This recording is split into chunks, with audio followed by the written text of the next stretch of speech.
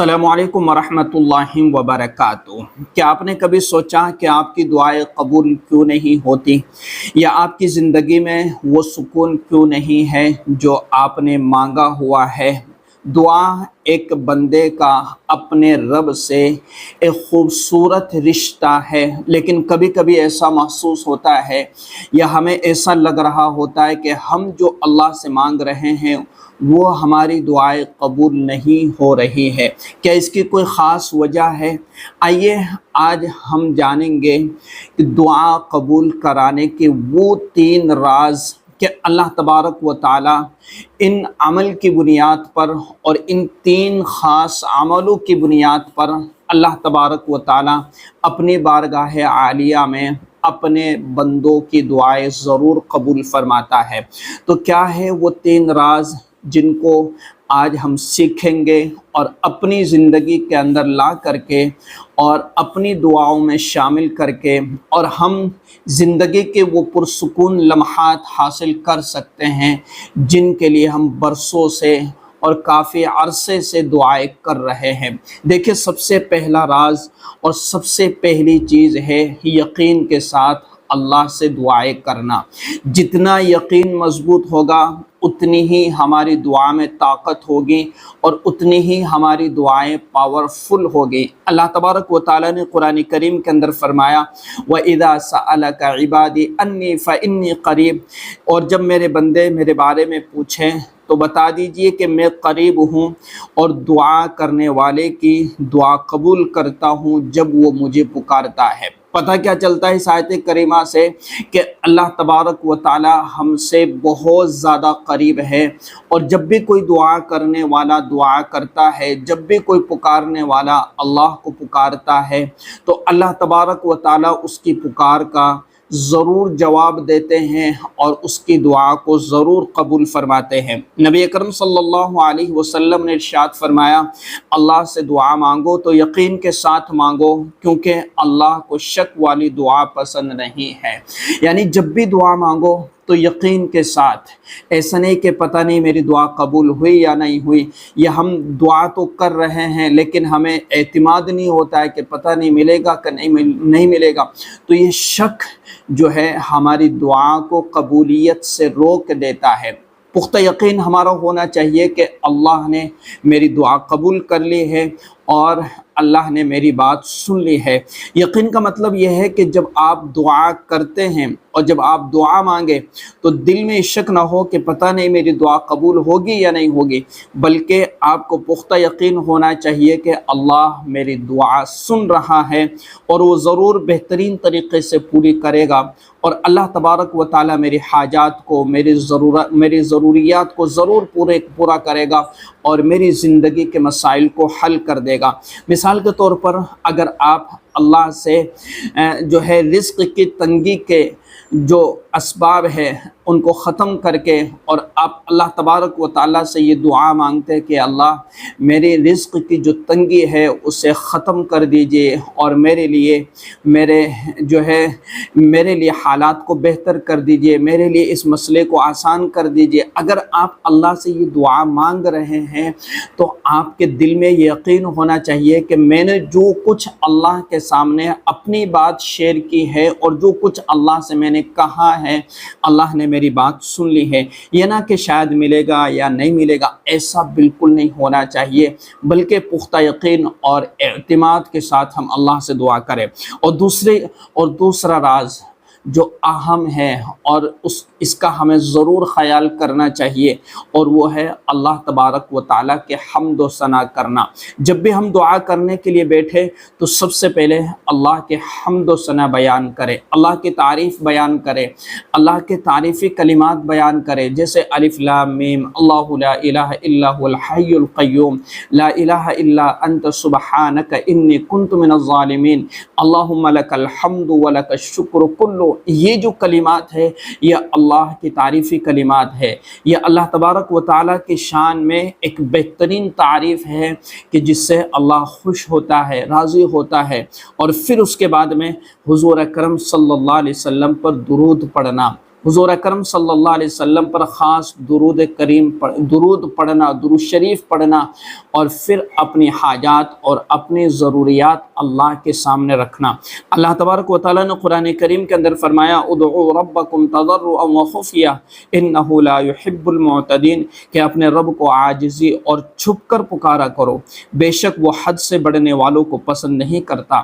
یہ آیت ہمیں سکھاتی ہے کہ دعا عاجزی سے مانگنی چاہیے، اور عاجزی اللہ کی حمد و ثنا سے آتی ہے۔ جتنی ہم اللہ کی تعریف کریں گے، جتنی ہم اللہ کے حمد و ثنا بیان کریں گے، اتنی ہی ہمارے اندر عاجزی پیدا ہوگی، کیونکہ ہم نے اللہ کی بڑائی بیان کی ہے، اللہ کی تعریف کی ہے، تو یقیناً ہم تو ایک عاجز ہو کر کے اللہ کے سامنے مانگیں گے۔ حدیث شریف میں آتا ہے کہ نبی اکرم صلی اللہ علیہ وسلم نے فرمایا کہ جب تم دعا مانگو تو میری امت پر جب تم دعا مانگو تو مجھ پر درود پڑھو، کیونکہ تمہاری دعا کو قبول کرانے کا ذریعہ بنتا ہے۔ یعنی حضور اکرم صلی اللہ علیہ وسلم پر درود شریف پڑھنا اور درود شریف پڑھنے کے بعد اللہ سے دعائیں کرنا، یہ حضور اکرم صلی اللہ علیہ وسلم پر درود شریف پڑھنا گویا کہ ہماری دعاؤں کو قبول کروانے کا بہترین ذریعہ ہے۔ اور درود شریف ایک ایسا عمل ہے کہ جب بھی درود پڑھا جاتا ہے تو وہ فوراً اللہ کی بارگاہ میں قبول ہوتا ہے۔ تو کتنا خوبصورت عمل ہے۔ سب سے پہلے حمد و ثنا بیان کرنا، اللہ کی تعریف کرنا، اور پھر اس کے بعد میں حضور اکرم صلی اللہ علیہ وسلم پر درود شریف پڑھنا، اور پھر اپنے لیے اپنی زندگی کے حالات کے لیے اور اپنے مقصد کے لیے، اپنے مقصد میں کامیابی کے لیے دعائیں کرنا۔ یہ دوسرا اہم راز ہے کہ جو ہمیں یاد رکھنا چاہیے دعا کرتے وقت اور دعا مانگتے وقت۔ اسی طریقے سے دعا سے پہلے کم از کم 2 منٹ، 3 منٹ، 4 منٹ تک اللہ کی تعریفی کلمات کہے۔ اے اللہ، آپ بڑے غفور الرحیم ہیں، بڑے رحمان ہیں، رحیم ہیں، کریم ہیں، آپ ہی عافیت دینے والے ہیں۔ اے اللہ، آپ ہی ہمیں سکون دینے والے، اطمینان دینے والے، آپ کے ہاتھ میں ہر چیز ہے اور آپ کے قبضے قدرت میں ہر چیز ہے۔ آپ کے لیے کوئی چیز ناممکن نہیں۔ ہمارے لیے بہت سی چیزیں ناممکن ہوا کرتی ہے کہ جو ہم نہیں کر سکتے۔ اے اللہ، آپ کے لیے یہ مسئلہ کوئی مسئلہ نہیں ہے، ہمارے لیے مسئلہ بنا ہوا ہے۔ اے اللہ، اس کو آسان کر دیجئے، اور اے اللہ اس مشکل کو دور کر دیجئے۔ یہ اللہ کے تعریفی کلمات ہے۔ اس طرح سے اللہ تبارک و تعالیٰ کی شان میں تعریف بیان کرنا۔ اسی طریقے سے تیسری چیز ہے خاص وقت اور حالات میں دعا مانگنا، یعنی خاص وقت میں دعا مانگنا۔ اور خاص وقت کون سا ہے؟ وہ ہے نماز صبح تہجد کا وقت، جو رات کا آخری حصہ کہلاتا ہے، جو رات کا آخری پہر ہے، اس میں دعائیں کرنا، اور اس میں اللہ تبارک و تعالیٰ سے خوب گڑ گڑا کر کے مانگنا۔ کہ نبی اکرم صلی اللہ علیہ وسلم نے فرمایا کہ رات کا آخری تہائی حصہ دعا کی قبولیت کا وقت ہے، کیونکہ اس وقت اللہ تعالیٰ آسمان دنیا پر تشریف لاتے اور فرماتے ہیں کون ہے جو مجھ سے مانگے تو میں اسے دوں۔ تو خاص وقت ہے دعا کی قبولیت کا صبح کے وقت میں، کہ ہم تہجد کے وقت اٹھ کر کے اللہ سے اپنی زندگی کے حالات کو بہتر کرنے کے لیے دعائیں کریں، اور پوری امت مسلمہ جو مظلوم ہے، پریشان ہے، اپنی زندگی پریشانی میں گزار رہے، سب کے لیے دعائیں کرنا، سب کے حالات کی بہتری کے لیے دعائیں کرنا، اللہ سے مانگنا۔ یہ وقت ہے قبولیت کا، اور اللہ تبارک و تعالیٰ اس وقت میں بندوں کی دعاؤں کو ضرور قبول فرماتا ہے۔ اسی طریقے سے سجدے کے حالت میں دعا کرنا۔ نبی اکرم صلی اللہ علیہ وسلم نے فرمایا کہ بندہ اپنے رب کے سب سے زیادہ قریب سجدے کے حالت میں ہوتا ہے، لہذا اس وقت زیادہ سے زیادہ دعا کرو۔ یعنی جب ہم سجدے کی حالت، جب ہم 2 رکعت نفل یا 4 رکعت، 6 رکعت، 8 رکعت نفل نماز یا تہجد کی نماز پڑھتے ہیں، یا اور کوئی نماز ہم پڑھ رہے ہوتے، اشراق کی نماز پڑھ رہے ہو، چاشت کی نماز پڑھ رہے ہو، یا اوابین کی نماز پڑھ رہے ہو، یا صلاۃ الحاجہ کی نماز پڑھ رہے ہو، جو بھی نفل نماز ہم پڑھ رہے ہیں، ان نفل نمازوں میں ہم سجدے کی حالت میں وہ عربی دعائیں مانگا کریں کہ جو اللہ کے رسول صلی اللہ علیہ وسلم نے، یا جو دعائیں قرآن کریم کے اندر ہے، ان دعاؤں کو سجدے کی حالت میں ہم خوب مانگیں، کیونکہ اللہ اس وقت سجدے کی دعا جو سجدے کی حالت میں مانگی جاتی ہے اسے قبول فرماتا ہے۔ جیسے ربنا آتنا فی الدنیا حسنہ وفی الآخرۃ आखिरति हसना वक़िना अज़ाबन्नार। इसी तरीके से अल्लाहुम्मा इन्नी अस्अलुकल अफ़्व वल आफ़ियत फ़िद दुनिया वल आखिरा। इसी तरीके से तीसरी दुआ है अल्लाहुम्मा अक्फ़िनी बिहलालिका अन हरामिक व अग़निनी बिफ़ज़लिका अम्मन सिवा। बड़ी खूबसूरत और बड़ी जामिअ दुआ है कि दुनिया और आखिरत की भलाई हमने मांग ली, दुनिया और आखिरत की आफ़ियत हमने मांग ली। आफ़ियत का मतलब ये है कि अल्लाह तबारक व तआला हमें दुनिया की ज़िंदगी के हर मुसीबत और परेशानी से बचा करके अमन, सुकून, आफ़ियत, चैन वाली ज़िंदगी अता कर दे, और आखिरत के अंदर भी अल्लाह हमें जहन्नुम के आज़ाब से, इसी तरीके से सवाल जवाब से में आसानी फरमा करके आफ़ियत अता कर दे, सुकून अता कर दे।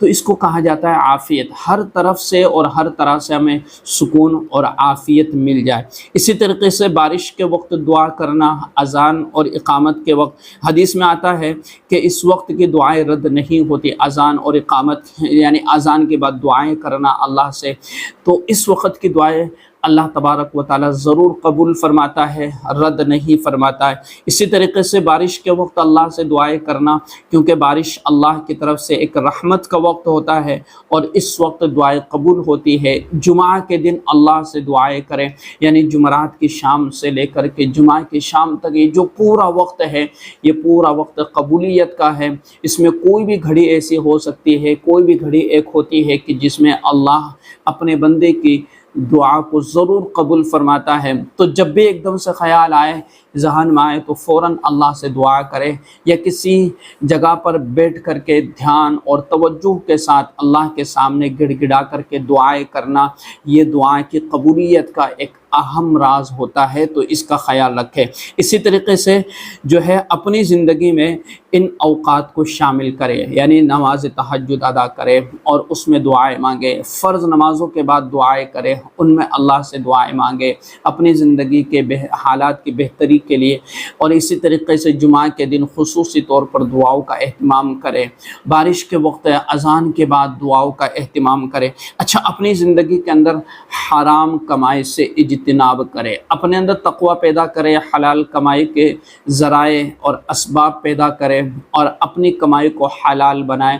और यही कमाई जो है इंसान के नेक आमाल को अल्लाह के बारगाह में कबूल करवाते हैं। तो जब हमारी कमाई हलाल होगी तो यकीनन अल्लाह तबारक व तआला हमारी दुआएं ज़रूर कबूल करेगा।